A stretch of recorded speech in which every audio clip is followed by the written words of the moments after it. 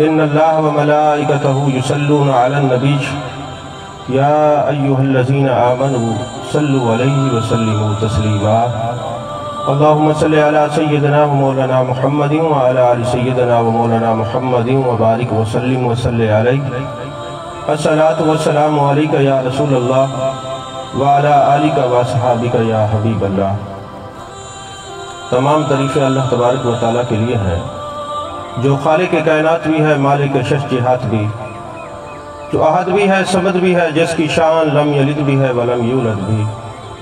لا تعداد ہدیہ درود و سلام بارگاہ سید الانام، شفیع رحمت، والی امت، شاہ خوباں، جان جانا، شہنشاہ حسینہ، سید سروراں، سیاہ لا مکان، تتیمہ دوراں، سرخیل زہرہ جمالاں، رازدان ماؤہا، شاہد ماتغا، صاحب علم نشرہ، معصوم آمنہ، احمد مجتبہ، حضرت محمد مصطفیٰ صلی اللہ علیہ وآلہ وسلم وبارک وسلم کی دربار ناز میں اپنی عقیدتوں، ارادتوں، محبتوں کا خراج پیش کرنے کے بعد صدر محفل، حسن محفل، شہزادہ غوث الورا، جگر گوشہ حضور نصیر ملت، وارث علوم حضور تاجدار گولڑا، سیدی سید غلام نظام الدین جامی صاحب دامت برکاتہ العالیہ،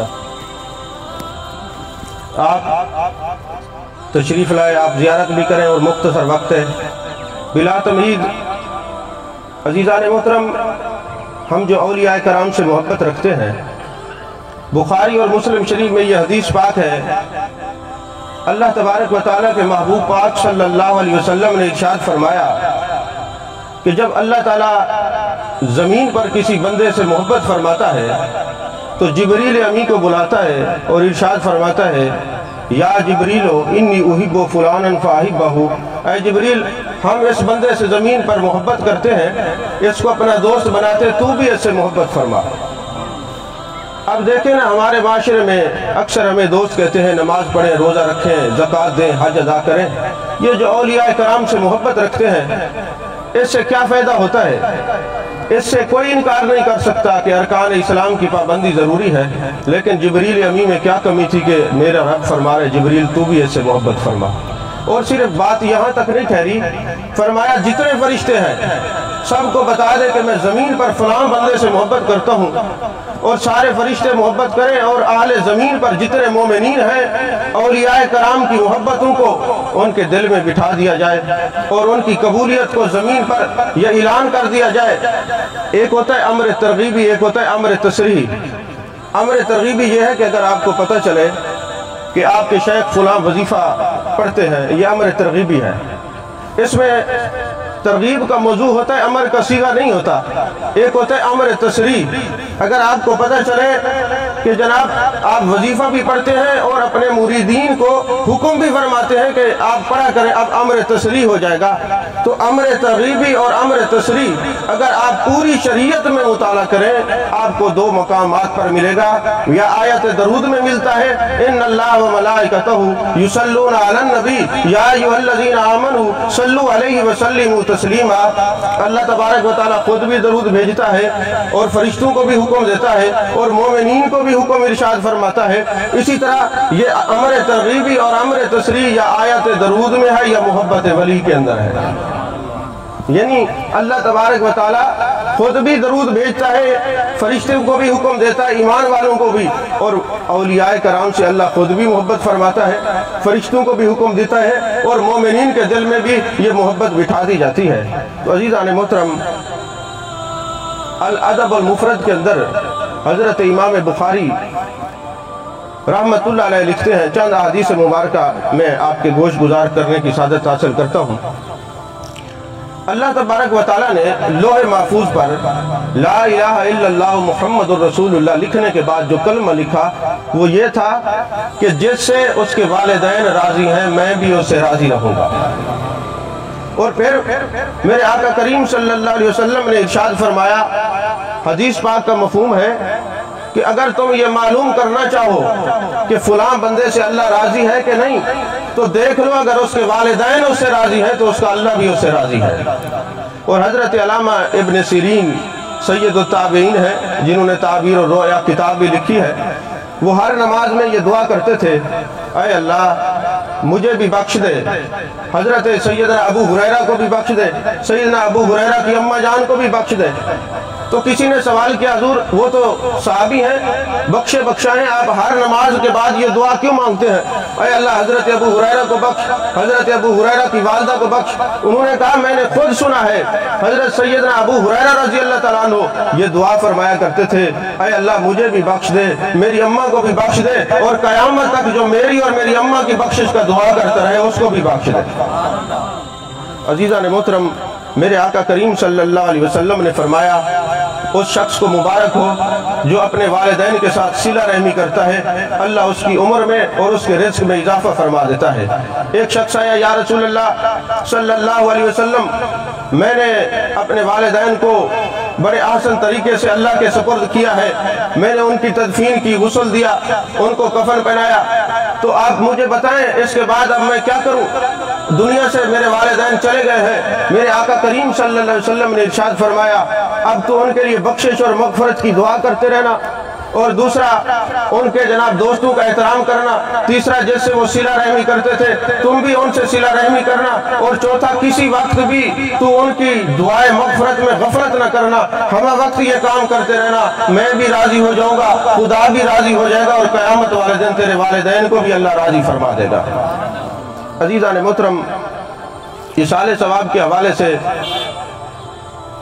ایک سوال جو ہے نا اکثر علماء بھی بحث کرتے ہیں، میں بھی عرض کرتا رہتا ہوں، توجہ دلاتا ہوں کہ ایک شخص 70 سال 80 سال 90 سال وہ زندہ رہا، جب وہ دنیا سے جاتا ہے تو دو فرشتے اس کے کندھوں پہ بیٹھے ہوئے ہیں جس کو کرامن کاتبین کہتے ہیں، ایک نیکیاں لکھتا ہے ایک برائیاں لکھتا ہے۔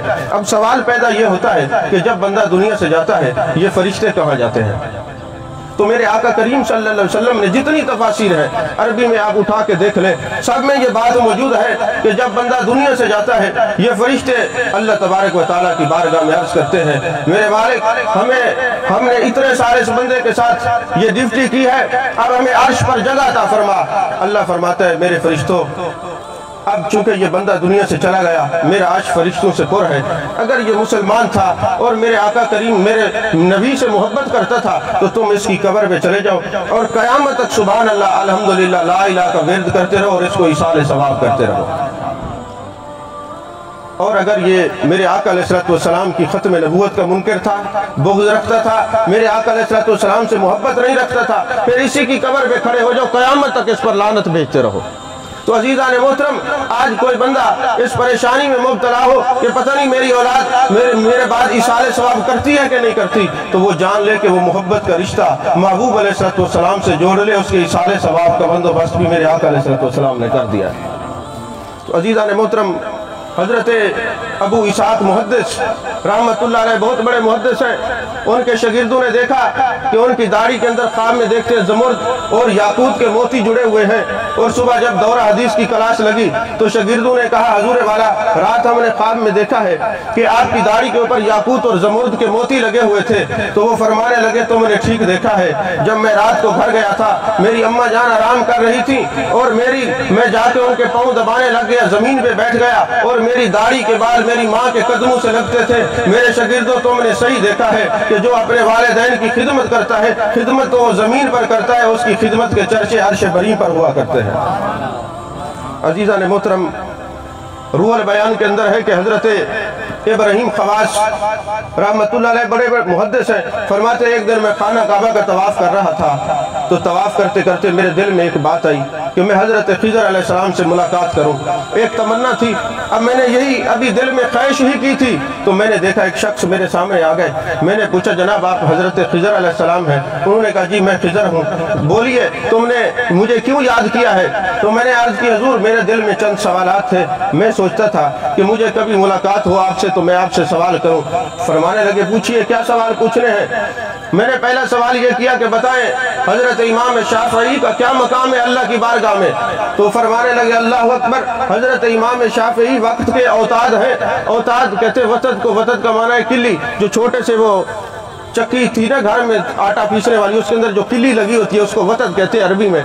फरमाया हजरत इमाम शाफई वक्त के औताद थे और ज़माने के औलिया उनके इर्द गिर्द गर्दिश किया करती थी, वो वक्त के औताद हैं। मैंने कहा हजरत बिशर हाफी के मुतल्लिक बताइए। उन्होंने फरमाया हजरत बिशर हाफी जैसा शख्स न पहले पैदा हुआ है न बाद में पैदा होगा। मैंने कहा हजरत इमाम अहमद बिन हम्बल के मुतल्लिक बताइए, तो उसने कहा कि मकाम सिद्दीकियत हजरत सैयदना सिद्दीक अकबर रज़ी अल्लाह तआला अन्हु के बाद अगर किसी को अल्लाह ने सिद्दीक कह के पुकारा है तो वो हजरत इमाम अहमद बिन हम्बल है। मैंने कहा हुजूर आखिरी सवाल मेरा ये है कि जब हजरत मूसा अलैहिस्सलाम ने तमन्ना की थी तो हुक्म मिला था कि तलाश करें, आज मैंने दिल में ख्वाहिश ज़ाहिर की और आप तशरीफ लाए, इसका सबब क्या है? तो उन्होंने कहा बिर्रे का, उम्मों का, ये तेरी माँ की नेकियों की वजह से। और एक रिवायत में रिसाला कुशैरिया में कि जो तू अपने वालदा के साथ और अपने वालिदैन के साथ जो मोहब्बत से पेश आता है, उनकी खिदमत करता है, उनके साथ प्यार से उनके पास बैठता है, इसकी वजह से अल्लाह तबारक व तआला ने मुझे तेरे पास भेज दिया है। तो अजीज़ान मोहतरम, एक बात और भी मैं अर्ज कर दूं, हमारे अक्सर खुतबा सिर्फ माँ की शान बयान करते हैं, माँ की शान वालिद के बगैर कभी नहीं बनती। फ़िक़्ह का मसला ये है कि अगर आपके वालिदैन दोनों इकट्ठे बैठे हुए हों और आपसे पानी तलब करें तो सवाल ये पैदा होता है पहले अम्मा जान को पानी पिलाया जाए या अब्बा जान को पानी पिलाया जाए। तो फुक़हा ने लिखा है कि इसमें कोई शक नहीं। मेरे आका अलैहिस्सलातु वस्सलाम से जब सवाल किया गया या रसूलुल्लाह सल्लल्लाहु अलैहि वसल्लम मुझ पर सबसे ज़्यादा हक़ किसका है, तो मेरे आका अलैहिस्सलातु वस्सलाम ने फरमाया तेरी माँ का है, फिर फरमाया तेरी माँ का है, फिर फरमाया तेरी माँ का है, चौथी मर्तबा फरमाया तेरे बाप का है। फुक़हा फरमाते हैं ये बात बिल्कुल ठीक है, मेरे आका अलैहिस्सलाम का फरमान है, लेकिन ये याद रखें कुरान मजीद बुरहान रशीद में है अर्रिजालु कव्वामून अलन निसा, मर्द हाकिम है औरत महकूम है। और मेरे आका अलैहिस्सलाम ने औलाद को ये फरमाया अंत व मालुका लिअबीका, तू और तेरा सब कुछ जो है तेरे बाप का है। फरमाया कुरान पाक की आयत और इस हदीस को जब सामने रखें, ये जो वालिद है तेरी माँ का भी हाकिम है, तेरा भी हाकिम है, लिहाजा वालिदैन में से जब तुम में से कोई पानी तलब करे तो सबसे पहले बाप को पानी पिलाओ, फिर माँ को पानी पिलाओ।